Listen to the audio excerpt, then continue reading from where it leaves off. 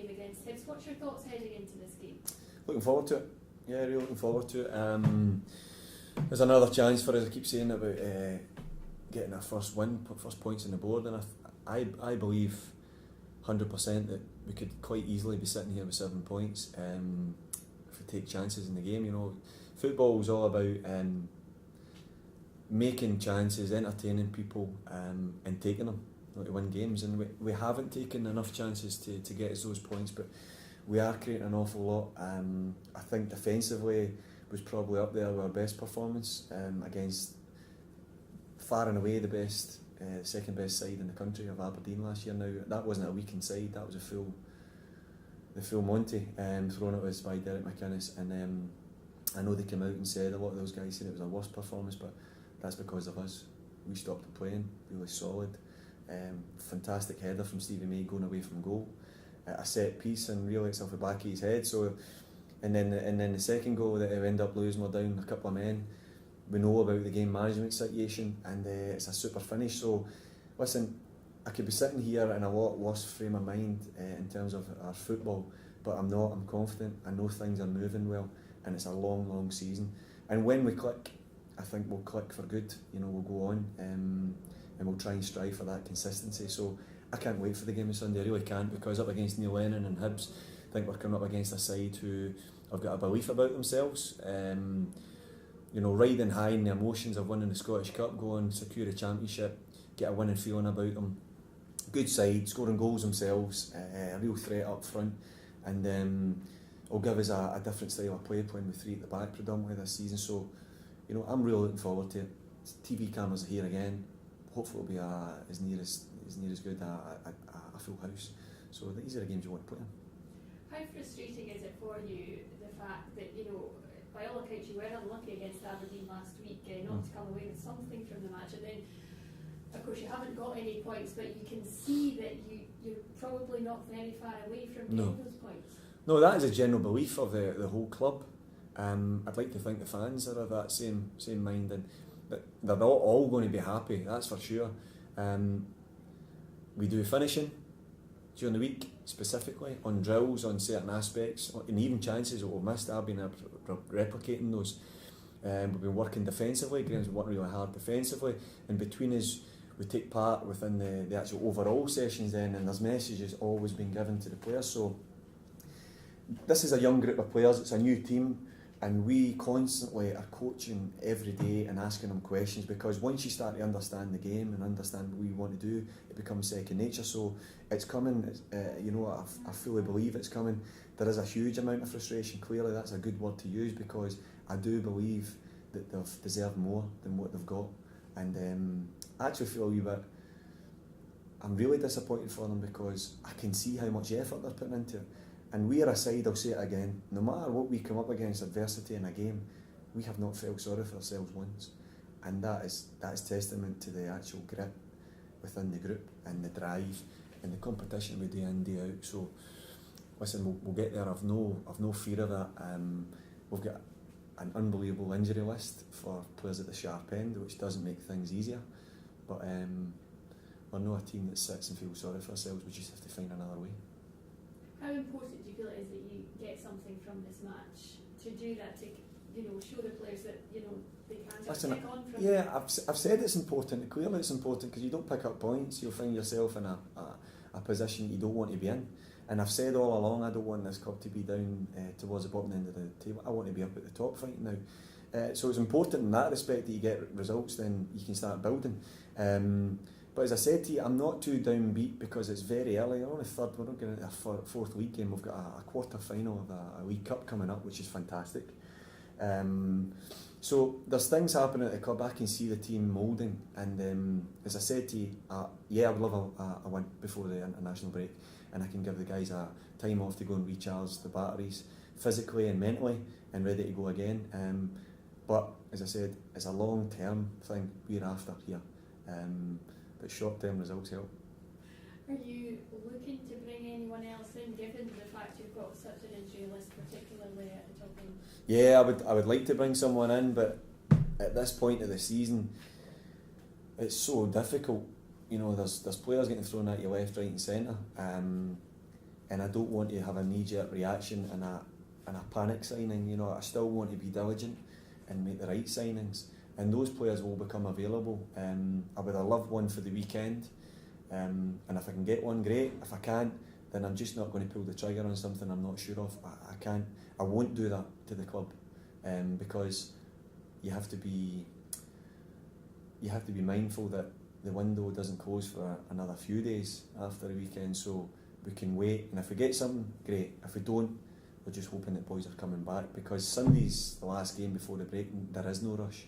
We've got plenty of time to the other side of that for boys to recover for our next game, so there's no panic, but I would like something. Are you close to bringing anyone in before Sunday? Nah, there's nothing imminent. No, there's nothing imminent. Okay. How impressed have you been with Hibs this season, Neil? I've been very impressed. As I said to you, that winning mentality has carried on from the Championship. You can see that. Neil has recruited well. He's taken in some players with real experience and know-how, and I would include guys like Whittaker, Swanson, Stokes again, getting him back in, and then you throw into the mix someone who has started to make a name for himself in Simon Murray, and he's gone up a notch in terms of, you can see his confidence rising, banging in the goals. So playing with good players who see things, in particular I say about Stokes and Swanson and behind, and that's important. But you know, we know where they're strong, and we'll give them the respect that they deserve. But as I said to you, it's all about us, Dundee, my team, what I want to do with us, how I want them to approach the game, how I want them to put Hibs on the back foot and really test them defensively. And then we've not got the ball, just be strong enough that we can deal with Hibs, like as I said that we dealt with Aberdeen. Two very enthusiastic, passionate bosses going to be in the dugouts on Sunday. Yourself and your first time management wise. Yeah. What sort of memories do you have of clashes maybe previously, Neil? I don't really particularly remember any one-to-one battles with Neil, because when you're in the heat of the old firm, anything's fair game. And if there's a ball there, you get stuck in, and it's just one of those occasions where, you know, you're fighting tooth and nail. We know how much it meant as players, and I would probably say that Neil would be in the same opinion as me. It wouldn't matter if we were playing Celtic or Rangers respectively. It's the same winning mentality no matter who we're playing against, and we're the exact same. I can see it in Neil when I was watching him when I was doing my Sky job, having spoken to him during studio appearances when he came in to join me. I know how much he loves the game and he's passionate about it, but I would like to think he knows how much I'm passionate about the game as well, and I'll back my team up 100%, and I want us to win just as much as anybody. So when those qualities come together, because I do believe they're qualities to have that winning mentality, when they come together, generally there's sparks, but as I said before, there's a decent wee gap between the dugouts there, and the fourth official I don't think will need any rubber gloves on to stop any blood happening. It'll be alright. Three successive defeats on the trot there. Really unlucky in many of the games that have gone through. You must be hoping for a wee bit properly green maybe on one of the occasions coming along. Everybody needs a bit of luck. You know, you hear people saying, "Oh, you make your own luck," and sometimes you do, but I don't care. You need a bit of luck, because I've seen it happen now from the dugout side, where there's a ricochet, a friendly one, or a bob, a bounce, a spin, anything, you know, it can go your way, and a couple have gone against us. So yeah, of course you need luck, but I'd like to think there's a lot of hard work getting put in place to try and make that position of winning football games easier.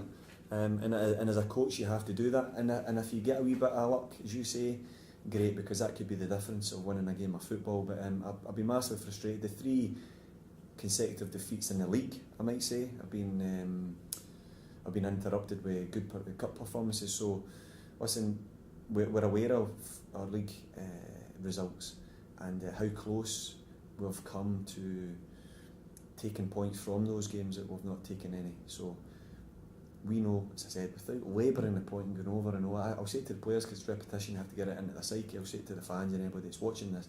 It's about just making sure that we continue to focus on what we're doing and determining that it will come right. Okay. Kelly and Partick obviously in the same boat as yourself at the bottom of the table at the moment. Is that a bit of a relief that there's not a gap being left with yourself and Dundee? No relief at all. there's no relief, there's no panic, there's nothing at the minute, because I've got full belief and confidence in how we're working as a coaching staff, what we're trying to get into the players. I can see it happening. You know, I can see it coming together. I can see them actually asking questions themselves and understanding. So we're only 3 games into the league campaign, and there's no relief about who's around us. There's no satisfaction in who's around us. We know what we want to achieve as a group, and the only way of doing that is doing our jobs, learning, and winning games of football. So Sunday provides you a chance. John Lennon was speaking about the new stadium earlier on in the week. What was your views on the new Brilliant. stadium? Exciting times for the city, and it should be embraced by the city. I know half of it might not, but I think for to have a facility like that for a club like Dundee is, I just think it's an unbelievable shot in the arm for the city, because I think it propels Dundee straight into what it should be, is searching for to be one of the top clubs in the country, and to have a stadium, purpose built, training facilities. You know, I think if you asked every manager outside the big ones, and you look at Aberdeen, because I've heard Derek McCann's talking about it, he would love that facility. You know, I know that the plans in place, sort of talking, but we've taken a huge step towards those plans, and I think it's nothing but excitement.